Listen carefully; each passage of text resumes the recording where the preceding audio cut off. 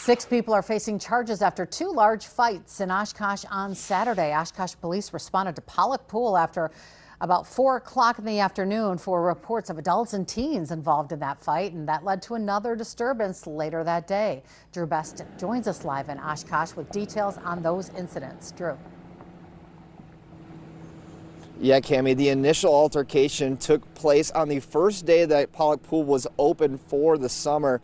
An initial fight in the pool, eventually leading to another fight 2 miles away outside of a home on the corner near North Main Street and East Melvin. And we did see 2 officers come by earlier around 4 o'clock to speak with people here, but they ended up being there for 20 minutes before leaving the property. According to those Oshkosh police, the initial fight started around 4 o'clock during a pool basketball game on Saturday, where an adult was splashed in the face and then hit with a basketball. That adult then pushed a juvenile, which escalated into a larger fight between several people.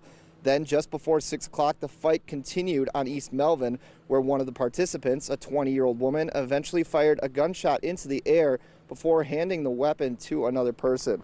This led to another police response where officials recovered the weapon and took the woman into custody. There was nobody severely injured during these fights, and Pollock Pool did decline comment about the matter, but it seems like business as usual today. We've seen plenty of people moving in and out of the community pool, but you'll hear more from Oshkosh Police about this situation later on tonight on Action 2 News at 6. Reporting live in Oshkosh, Drew Best, Action 2 News.